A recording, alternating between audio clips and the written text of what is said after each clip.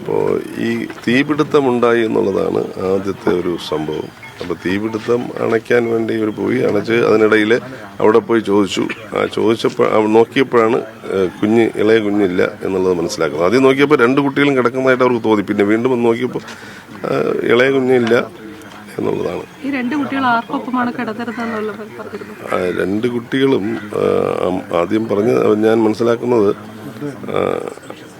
അച്ഛനോടൊപ്പം ഇളയ കുഞ്ഞിനെ എടുത്ത് രണ്ടാമത് കിടത്തുകയായിരുന്നു എന്നാണ് അമ്മ പറഞ്ഞത്. മൂത്ത കുട്ടിയെ ടോയ്ലറ്റിൽ കൊണ്ടുപോകുന്ന സമയത്ത് ഇളയ കുട്ടിയെ അച്ഛനോടൊപ്പം കിടത്തിയിട്ടാണ് പോയത്. അതിനുശേഷമായിരിക്കാം ഈ തീപിടുത്ത സംഭവങ്ങളൊക്കെ ഉണ്ടാകുന്നത്. അല്ല, അതിനെക്കുറിച്ച് അറിയില്ല, അതിപ്പോഴാണ് കേൾക്കുന്നത്. എന്തായാലും ഒരു കുഞ്ഞിനോട് ഇങ്ങനൊരു സംഭവം ഉണ്ടാകുന്നതും അതുമായിട്ട് എന്താണ് ബന്ധം? മുതിർന്ന ആളുകളൊക്കെ നിൽക്കുകയല്ലേ. ഈ മൊഴികളിൽ പൊരുത്തക്കേട് ആദ്യമേ തന്നെ സംശയം തോന്നിയിരുന്നു.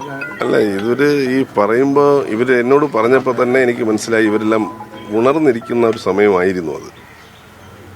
അപ്പോൾ ഇതെങ്ങനെയാണ് ഉണ്ടാവുക എന്നുള്ളത്. ഒരാൾ വന്ന് ഓടി മറിയുന്നത് കണ്ടു എന്നുള്ളത് അങ്ങനെ ഒരു കുഞ്ഞിന്റെ അമ്മ പറഞ്ഞു, ഈ കിണറിനടുത്തൊരു നിഴൽ മാറുന്നത് കണ്ടു എന്ന് കുഞ്ഞിന്റെ അമ്മ പറഞ്ഞിരുന്നു. അല്ലല്ല, അത് ആ സമയത്താണ് പിന്നെ ഈ ഒരു കുഞ്ഞിനെ കാണാതിരിക്കുന്ന ഒരു സമയത്ത് നമുക്കൊരു പോലീസ് രീതിയിൽ നമുക്ക് അവരോട് കാര്യങ്ങൾ തിരക്കാൻ ഒരു പ്രയാസം ഉണ്ടായിരുന്നു. ഒരു നിഴൽ മാറുന്നത് കണ്ടിരുന്നു എന്ന് കുഞ്ഞിന്റെ അമ്മ പറഞ്ഞതായിട്ട് അമ്മയും അടുത്തടുത്ത് നിൽക്കുകയായിരുന്നു.